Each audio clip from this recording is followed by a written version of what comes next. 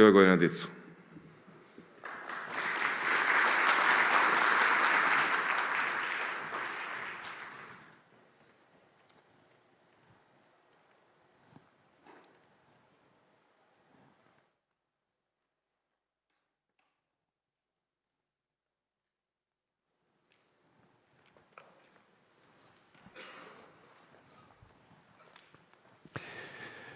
Hvala gospodine Đukiću. I sada počinjemo sa programom. Ideja da se kupcima maksimalno olakša da dođu do kase pokazala se kao neadekvatna, jer neka iskustva su bolja uz malo trenja. U svom predavanju Birss će nam objasniti kako možete da koristite trenje da oslobodite hormone sreće u glavama vaših kupaca. Mr. Birss, please join me on stage. Molim vas da ga pozdravite aplauzom.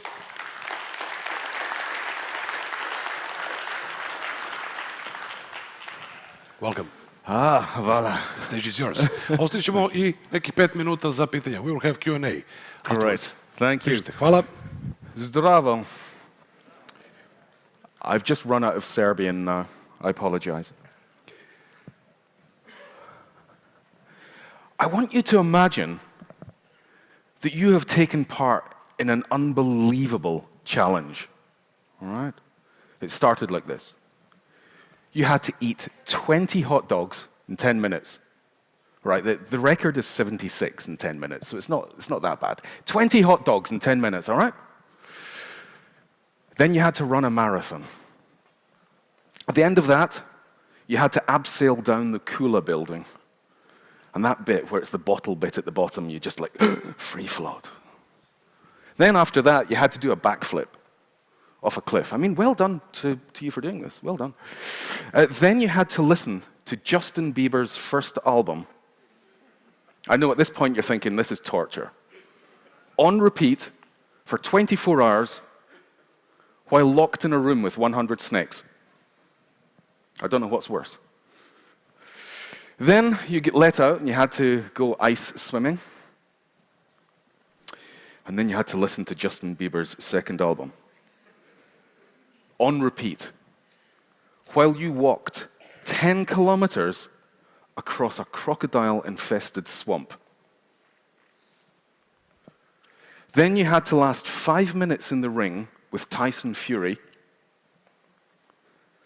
And then you had to listen to a tech bro talk about their Bitcoin portfolio for 5 hours. Oh, jeez.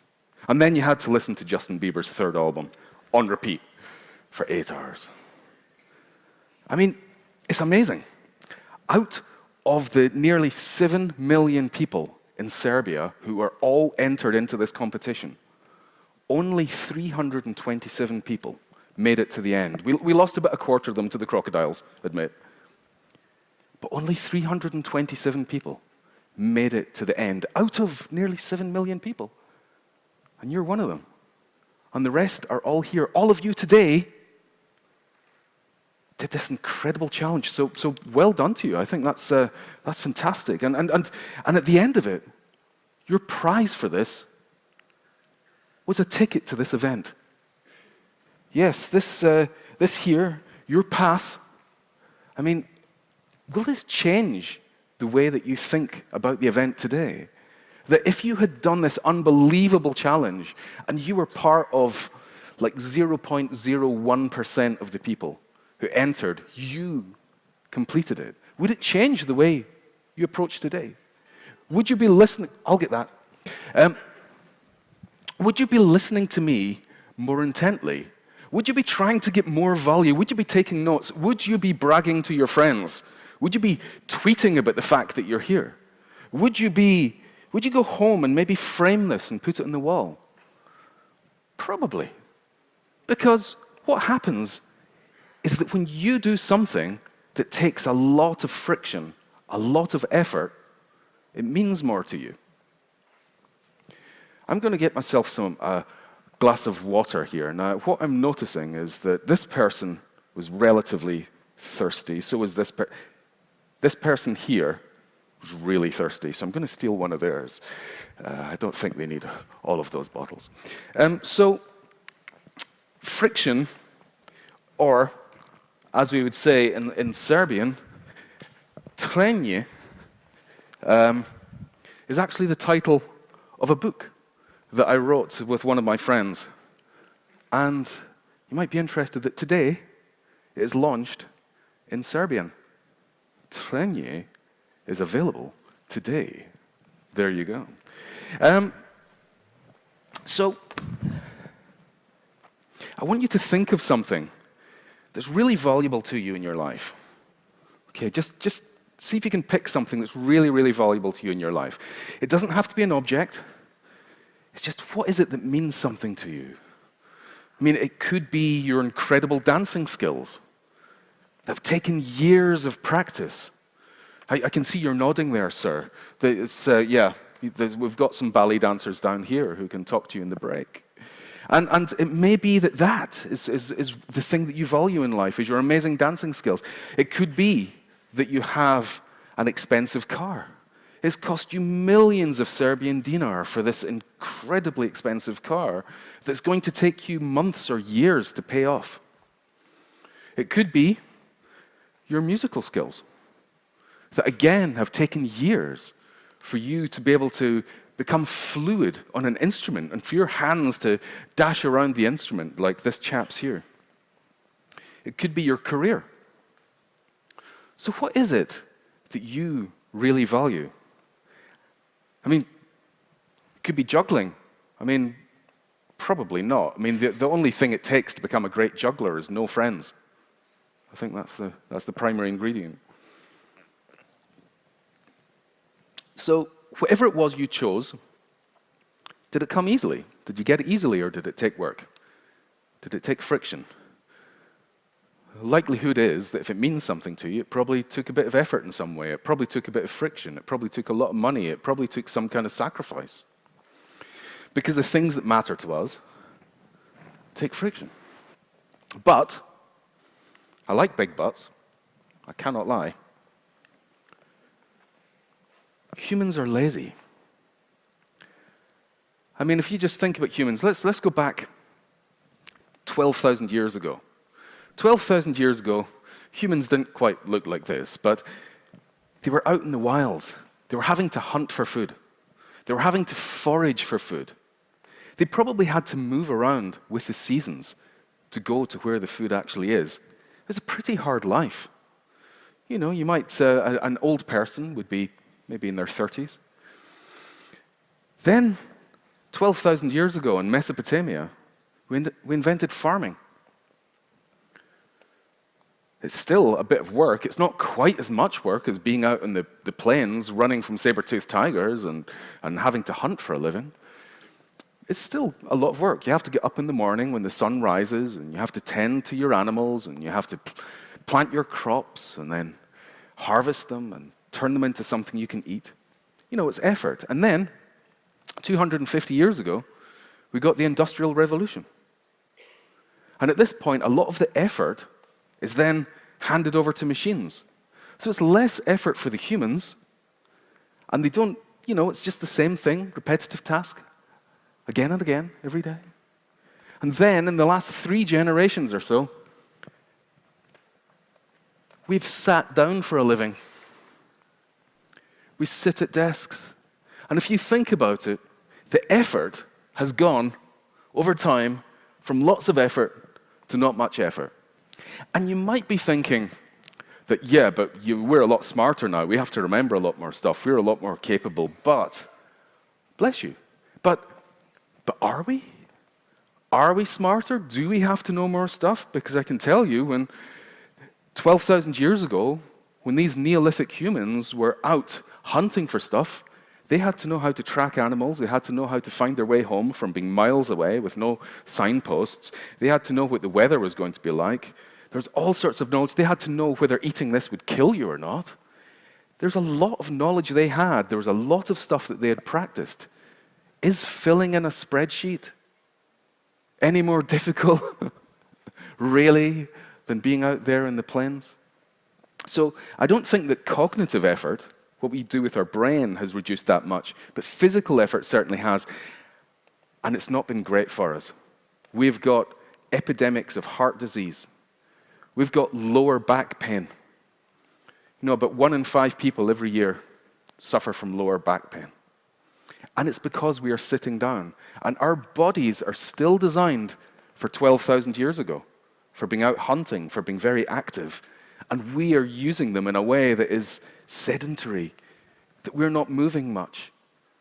It's like being stuck in an airline seat for 8 hours a day in the office. You know, you're supposed to move when you're on a plane so you don't get deep vein thrombosis. That's the problems we have in the office. And these people here try to bring it to life. I shall play this little film and let you see. We've created a representation of the work colleague of the future. We're calling Emma. What we've actually identified are danger areas around the office.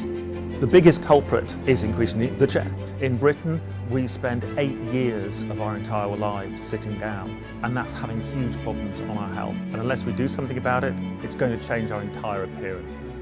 Emma has a permanently bent back now because of the way she's been sitting at her workstation. The muscles in her legs are much weaker.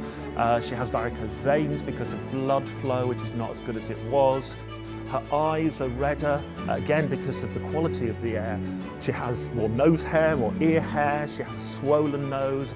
She's much more stressed, so therefore we'll see that stress-related eczema on her arms. And also Emma has kind of a sallow skin because she's been in artificial light for so many years. Yeah, and it's not just the physical impact on our body. It's the impact on our brains as well. When we sit down, our brains are kind of sitting down. When we move, our brains move. And it can affect our mental health. Psychologists believed for many years that depression led to inactivity. When people were depressed, they didn't move much, they didn't go out much. They thought that that was the way around it was. And in the last few years, they've gone, well, actually, it's the wrong way around. It's inactivity that leads to depression. Sitting in the same place every day. Sitting on your backside, not doing much exercise. All of that stuff is what leads to problems in our heads.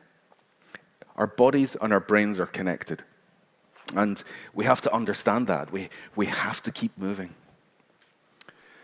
You see, we have been outsourcing so much to technology.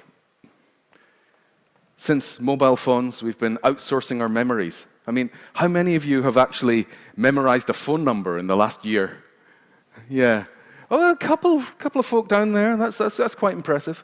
But not very much. We just go to our phones and we tap a name. Why would you have to remember a phone number? We're outsourcing our skills. What happens when you've got basic maths to do? You're just adding up a few numbers. Do you do it in your head?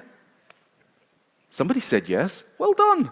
Most people just get out the calculator app on their phone because it's just much easier and you know it's going to be right. So we're outsourcing our skills. Do you know that the young generation at the moment don't know how to read maps? The skill of reading a map is vanishing because Google Maps is telling us how to get there.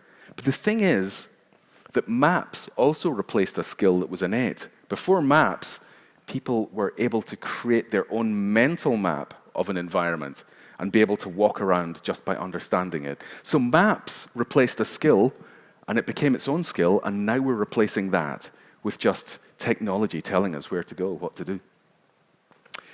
We're outsourcing our decisions so that we're finding that there's algorithms and shopping sites that are helping us make decisions. You know, we're outsourcing that to technology. And now, with AI, we're outsourcing our thinking. And this might sound as if I'm a technology hater. And I'm not. I code. I speak JavaScript, HTML, CSS. I've just created a course that I'm about to release on LinkedIn, which is doing prompt engineering for ChatGPT. So I'm doing the first course on that on LinkedIn Learning. So I do love technology. We just have to be careful about the way we use it, because if we're not careful, have any of you seen the film WALL-E? The fat people, hovering in chairs, yeah? That's the way we're heading. We quite genuinely are heading that way. We don't want to be heading that way. That's horrible. So, we need more friction, both physically and mentally. And we need friction not just for ourselves, but we need to think about friction for our businesses. You see, this cake mix here was introduced about 70 years ago, in the days when everything wasn't just black and white, but incredibly badly pixelated. The whole world, black and white and pixelated. It was terrible. They released this amazing cake mix. This cake mix, all you had to do was add water. Stir it, put it in the oven. It took you like a minute to prepare it and put it in the oven. Absolutely phenomenal. And it tasted pretty much as good as a cake that you would do, bringing all the ingredients together yourself. They'd done an incredible formula on this. It didn't sell. And the company could not understand why it didn't sell. Why doesn't it sell? You do a taste test, it's as good as a normal cake. People can't tell the difference. Why isn't this selling? So they did some research, and they went and they spoke to, back in those days, this sounds sexist now, but back in those days they went and spoke to housewives, the homemakers. And they asked them, why aren't you buying this? And what it came down to was it felt as if they weren't doing enough work. It felt too easy. I'll get that. If you were baking a cake for your family, it was a way of showing your love. And if you make that too easy, it feels as if you are cheating your family. That is what came out of it. So the company that was doing the Betty Crocker cake mixes decided to make it a little bit harder. And they removed one of the ingredients so that they said, all you have to do is add water and 2 eggs. Suddenly this thing was so popular because it felt as if there was a bit of work going into it. They added effort to make it successful. This is a television ad from the 1950s for the very product. There's something new and exciting in the Betty Crocker kitchens. And here's Betty Crocker herself. And this is what we're so excited about, my new marble cake mix. It's entirely new. The only marble cake mix in one package that you can mix in one bowl. And the one bowl method makes it so very easy. You just add water and 2 fresh eggs. There you go, water and 2 fresh eggs. And you can still buy this. Excuse me. Now, am I saying that all friction is good? Absolutely not. Absolutely not. Some friction just sucks, and we need to get rid of it. In fact, most friction we should be thinking of getting rid of. However, some friction is good. And we wanted to work out what was the difference between good friction and bad friction. So my co-author and I turned to neuroscience, because that's one of my areas of interest. So in neuroscience, we wanted to look at what happens in here when we are creating friction. Some friction creates cortisol, which is the unhappiness hormone. It makes us feel edgy, it makes us feel annoyed, it makes us feel anxious. So a lot of friction creates that. But some friction releases other chemicals into our heads. And these are the chemicals here. We call ADOSE. And these are the happy chemicals. So you've got adrenaline. Adrenaline is the excitement chemical. Okay, you're excited, all right? You're on that roller coaster. That's it, adrenaline. It's anticipation and energy comes with that. Dopamine, this is all about reward, but it's not just about getting a reward that you get dopamine. You get a release of dopamine when you're thinking you might get a reward. So one of the things, if you book a holiday, and it's in January, you book a summer holiday, and you've got a few months. So there is a point, I believe it's the end of January, first week of February, that is the highest, or traditionally has been, the time that you get the most holiday bookings for summer holidays. And one of the reasons for that is because in between January, February and your summer holiday, you need that boost. And people think about their holiday, and just thinking about this holiday that's coming up makes them feel good. It releases dopamine. Oxytocin, this is the love chemical. This is the chemical. I don't know if you notice when people are together, people very often will touch each other, stroke each other, just touch their arm, all of that kind of stuff. Do you know that human contact, skin-to-skin contact, releases oxytocin? And oxytocin creates an emotional bond between people. So when people are doing all of that, as they're touching you in the shoulder when they're talking, that's releasing oxytocin. When mothers are having skin-to-skin with their babies, that releases oxytocin in both of them and creates the bond between the baby and the mother. Serotonin, this is the not quite so nice chemical for a feel-good chemical. This is the one where people cement their position in a hierarchy. They feel better than someone else. And if you are getting one up on someone else, or you are showing your place in a hierarchy, it releases serotonin. So it's the social chemical, my position in a social stratus. And then you've got endorphins. And this is the thing like the runner's high. And you go to an area where you're exercising, where you go into pain, and then it releases endorphins. And endorphins comes from two words. Endo means inside. The orphan bit comes from morphine. It's the same chemical.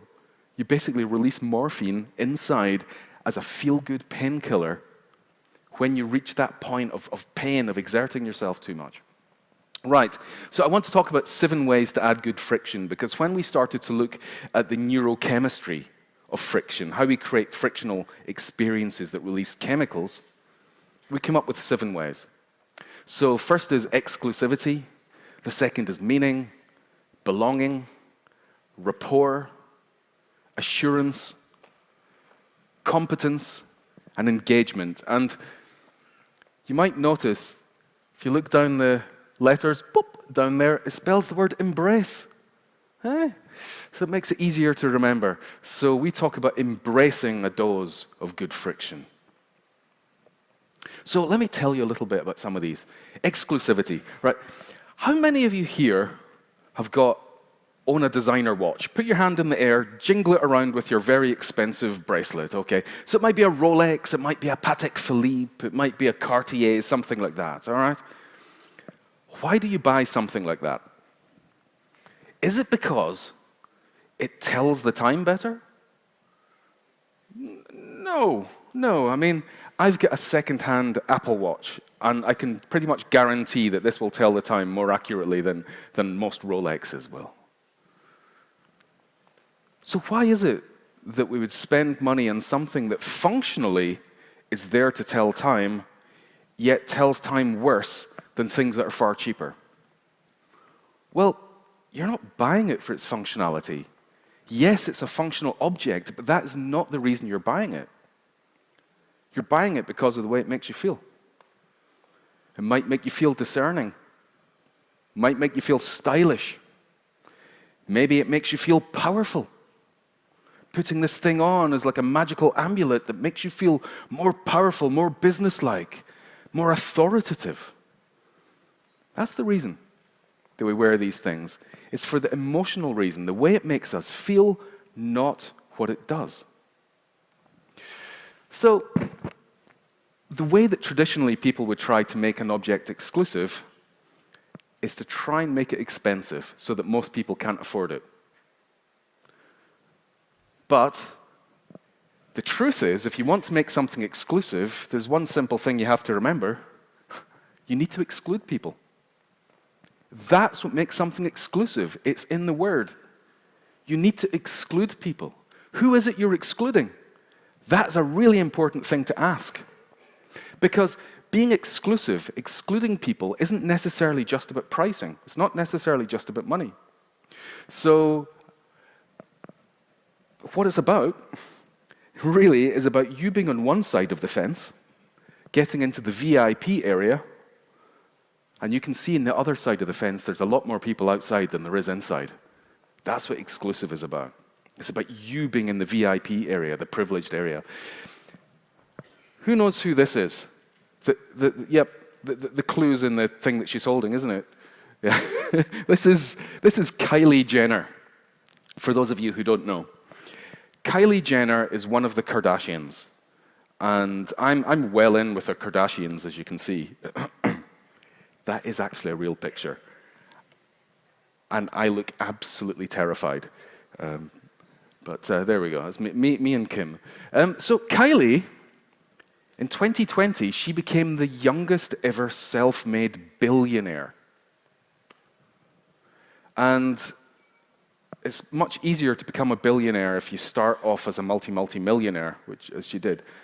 But she became the youngest ever self-made billionaire when she sold her cosmetics company to Coty Cosmetics.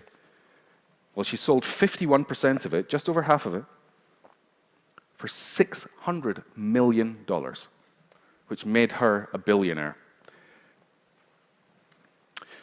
So what she did was she, in 2015, released her first makeup line.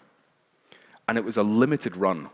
And it sold like that because she had millions of followers on social media. And she just announced it, and it sold like that. They were $29 to get these makeup kits. And within minutes, they were selling on eBay for more than $200 a piece. So people were buying them and selling them on because that was the value of them. So the way that she did that is she then realized that, hold on, limited runs, let's just continue doing that. And what she does is she releases limited runs of cosmetics where she announces it on social media, and within seconds, they're all gone. And that has made her company so valuable. So she's excluding people. How is she excluding people? Well, she's excluding all the people who aren't her fans, all the people who don't follow her on social media. Because you need to be a super fan or very lucky to see what she has tweeted or put on Instagram at that moment, clicked on the link to be able to get the cosmetics before they're gone, because they're gone in seconds. You have to be one of the first to click on the links. So she's excluded people who aren't her fans. That's fine. That's good. So that's not about money, because they're only $29. It's not about money, but it's made her company very valuable. There's a company here called Sandals. Sandals Beach Resorts, holidays. They exclude children. All the parents here are going, yes. Yep, they exclude children. And that makes the beach resorts much more relaxing. So it becomes a fantastic way of creating something that's exclusive. You're not going to have annoying kids splashing in the pool beside you.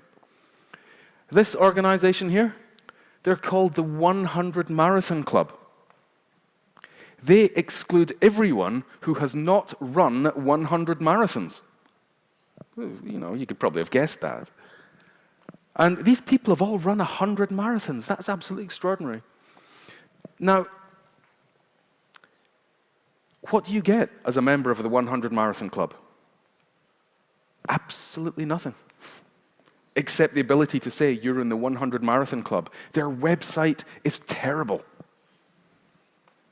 You get nothing, but you can say, I'm in the 100 Marathon Club. That's good. It's a good thing to be able to say. You get what, sorry? Yes, they're famous here now. Everyone knows about the 100 Marathon Club and all the wonderful people in it. So that's worth it, isn't it? This is the moment they've been waiting for right now. Nobody's ever spoken about them before. Oh. This guy is about to step into what's probably one of the most exclusive jobs in the world. Who's excluded? Well, everyone who's not in the family Windsor, and most of the people who are in the Windsor family, and anyone with ginger hair, I think. I think that's the way it works.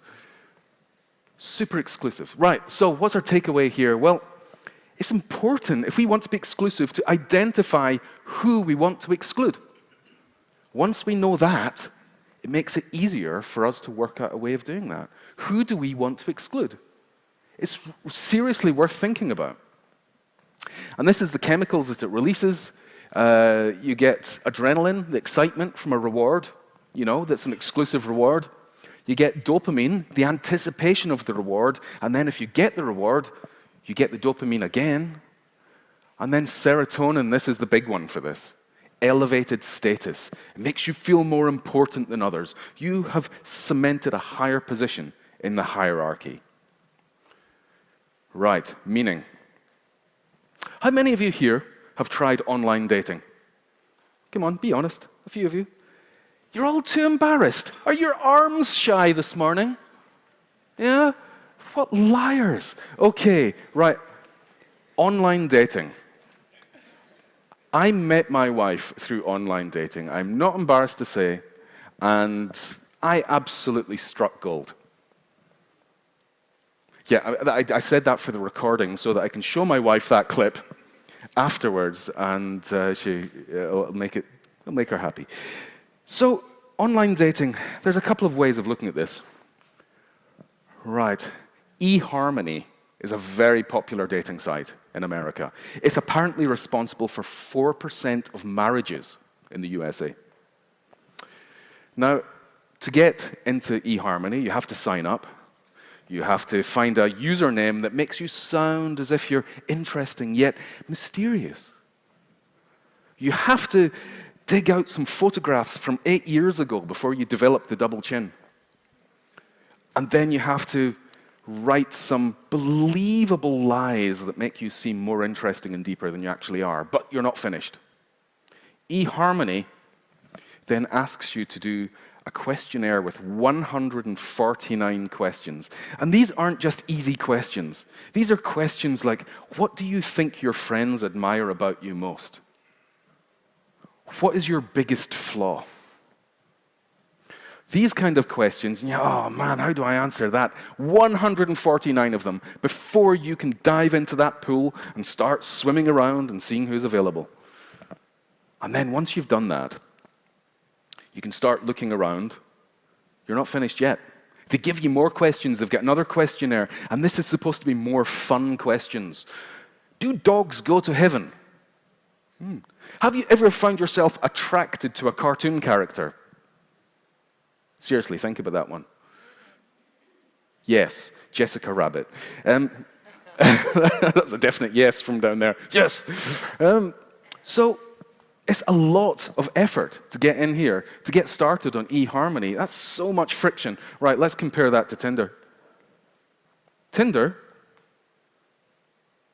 you just connect it with Facebook. It automatically imports your description and photos. You just go, is that all right? Yeah. Start swiping.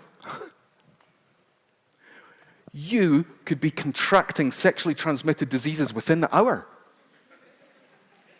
Yeah, you could have herpes by the time you go to bed. So it's a huge difference. And if you think about it, eHarmony had all that friction at the beginning, and what that does is it elevates people's expectations. It elevates their understanding of the reward. It elevates their commitment. You look at how easy it is for Tinder? Yeah. One of them's looking for Mr. or Miss Right, and the other is looking for Mr. or Miss Right Now.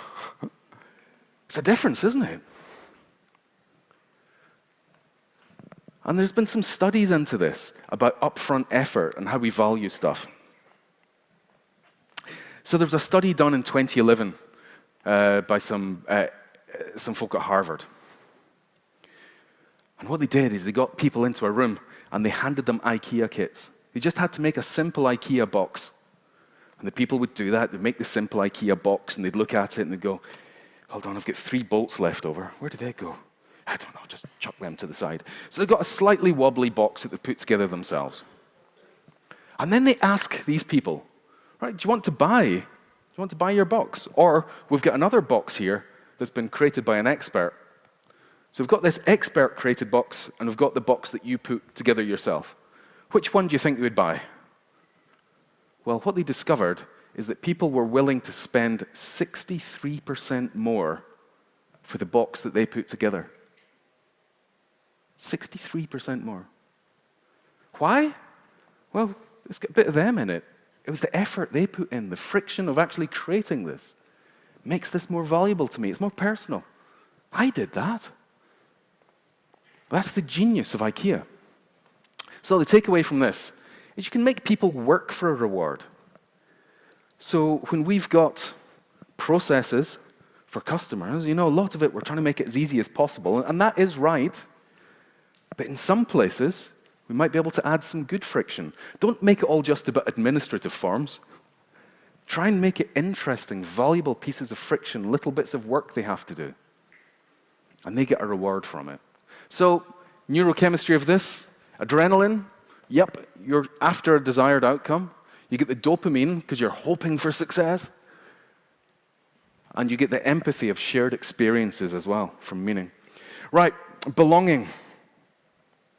Hands up if you've ever been incarcerated in a US jail. Let's just, so there's not a sea of hands.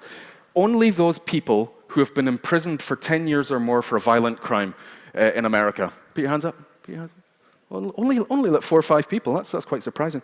Let me tell you the story of Juan Joel Medina Martinez. He was born in El Salvador. And I don't know if you know much about El Salvador.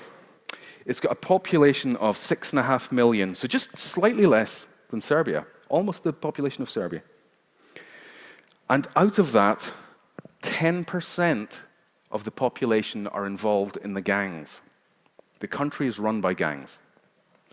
There are more people in gangs than there are in the police and the military combined.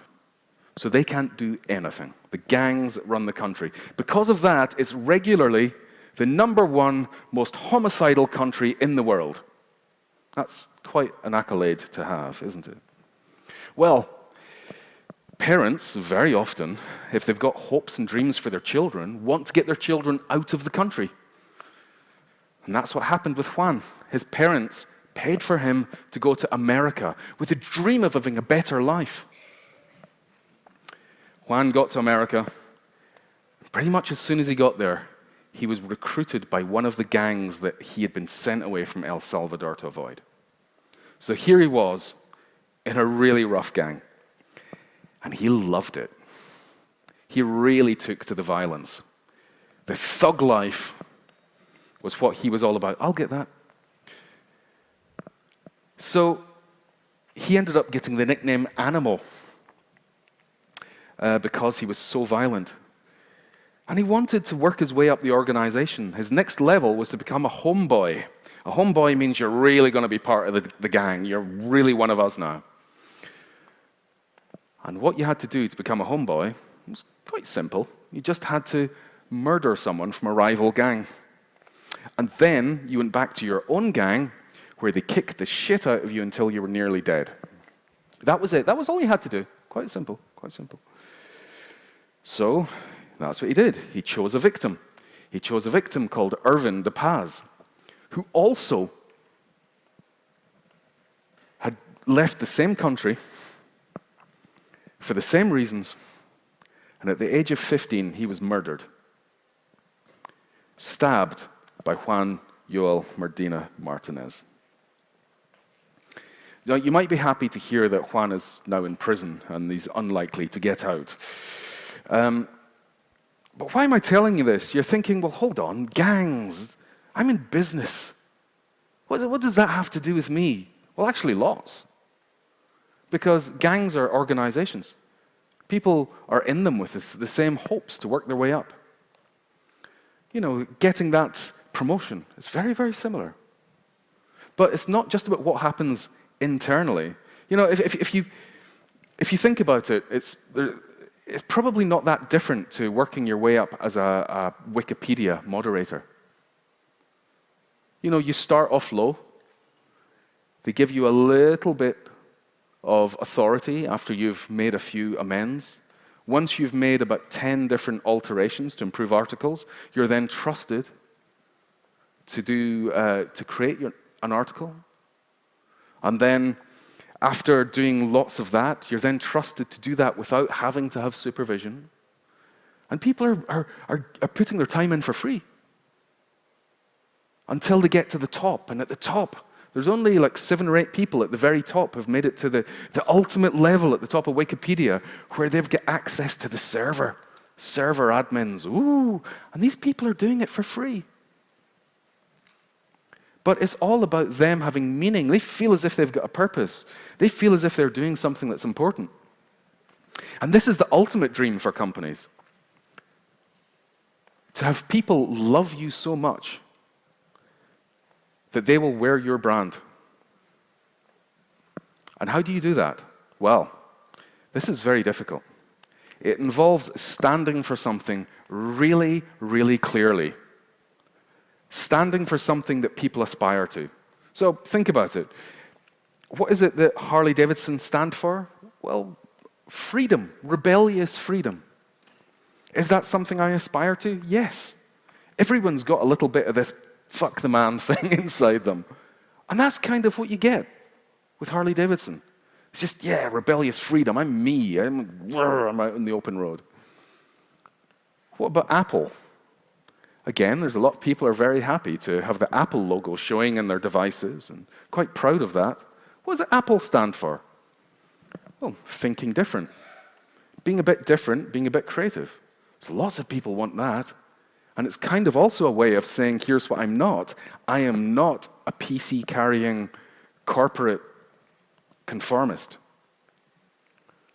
So if you can stand for something and you've got a nice logo, people will wear it as a badge. So here it's about creating a tribe. Or if you stand for something good enough, the tribe will automatically create itself around you. But it's possible to create a tribe. And there's lots of brands that do this very successfully. So what's the neurochemistry here? Well, belonging, oxytocin is the important one. Connection with others, the love drug. And then serotonin, the validation of status, as you work your way up within a community. Right, I want to talk about competence now. How many of you went to university? We got some, yep. Why did you go to university? Not that. It was cheap alcohol, experimental sex, and the ability to stave off actually having to have a proper job for a few years, wasn't it? But at the end of it, you get a degree. And the degree is supposed to stand for that you are competent. The finance industry has proved that degree programs do not stand for that, as incompetent as they are. So competence. I want to tell you a story about competence. These are the taxis you get in London. For any of you who have been there, you'll have seen these taxis round about. So, to become a taxi driver, you have to do an exam called the knowledge. And this is quite an extraordinary thing. For the knowledge, it takes about 4 years to do the knowledge. You have to memorize the location of each of the 35,000 streets in London. You have to know how traffic changes during the day. You have to know where all the main hotels are, where the theaters are, where all the tourist sites are, all of that stuff. And then, you then have to do the exam. It takes about 4 years to get this information into your head. It takes about 13 goes to pass the exam. It's a huge investment. These people put so much information into their heads that you can actually see on a brain scan that they have grown their hippocampus, which is a spatial area of the brain. And why do they do this? Well, in the days before the internet, it was far more important than it is now, thanks to Uber. But these people would be more trustworthy. They wouldn't want to scam you.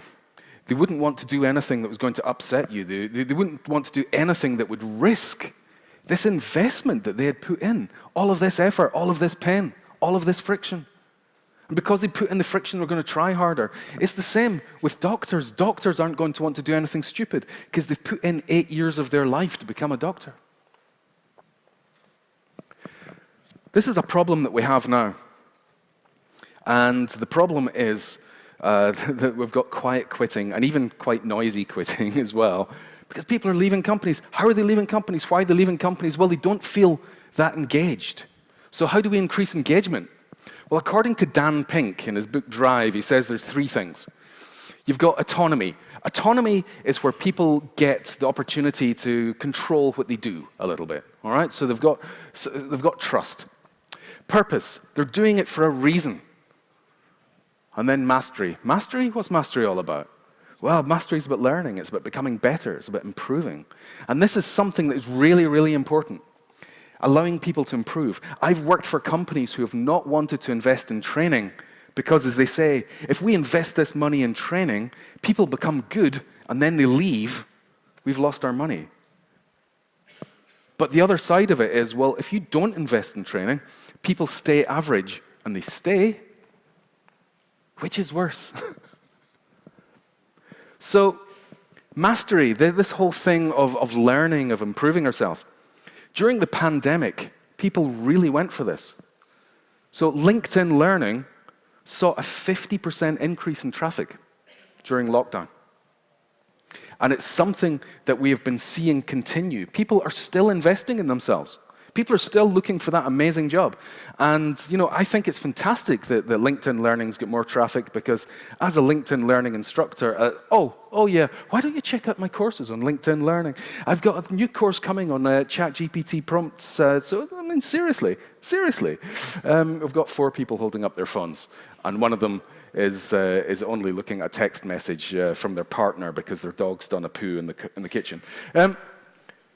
This is a company that's amazing at training, and it's not about training their staff, it's about training their customers. Salesforce have got these training programs for people who implement Salesforce. And it's phenomenal what they do. So what can we do here? Well, takeaway is, help people improve themselves, because people want to improve themselves. And the neurochemistry that comes from this, well, dopamine for attaining your goals, serotonin, validation of skills and effort, and endorphins because you're going to get challenges and you're going to have to overcome them.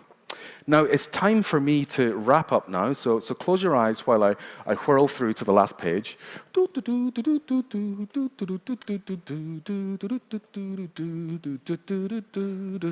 Right, okay, so stop making things too easy on your customers. That's what I'm saying.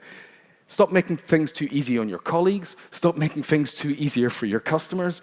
Stop making things too easy on your friends. Whatever it is, friction can improve experiences. It can improve the way that people feel.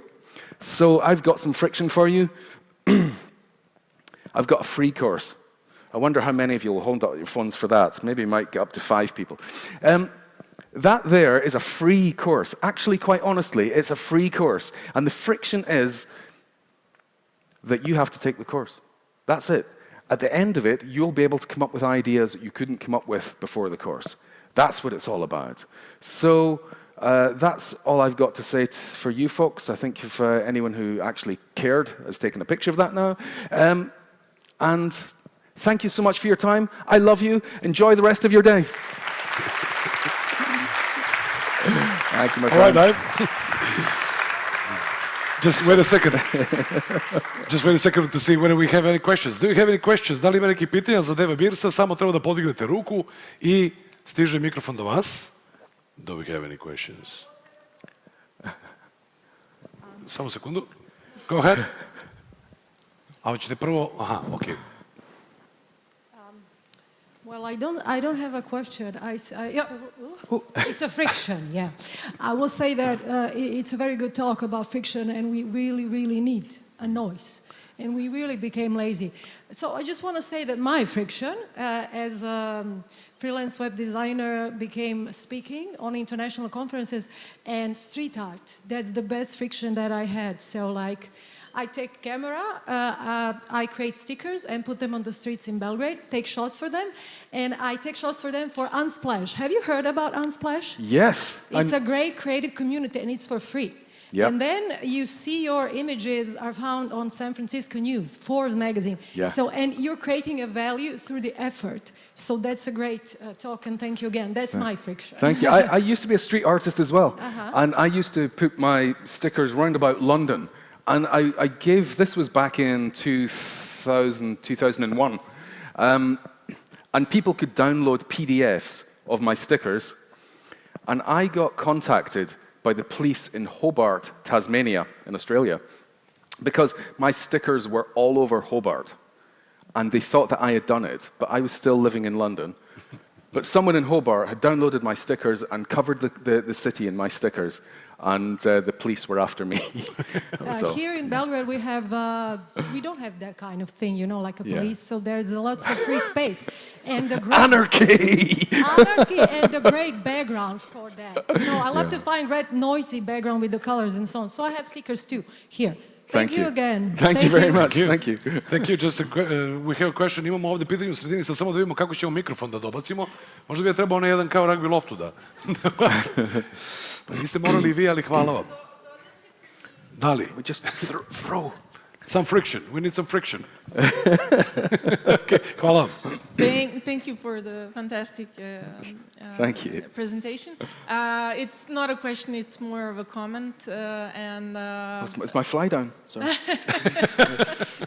Well, besides that, no, you were asking people at an offline event if they've done online dating. Yeah. Do you see a problem there? Or No. Oh, you don't see a problem with people maybe dating online because it's online, not offline? Do you think everyone here is this a dating event? Is that why people? No. No, but do you see the problem? Do you see the challenge? You don't. You're not. No, okay, no. I'll give you some time to think. Okay, about it. I'll have a think about for your that. next presentation on the next. But otherwise, very good points. Thank you very much. Nice for including the neuroscience in. Thanks. Thanks. Cheers. Okay. All right, Ive. Thank you very much. Great. Molim se jedan aplauz za Deva Thank you very Birssa. much.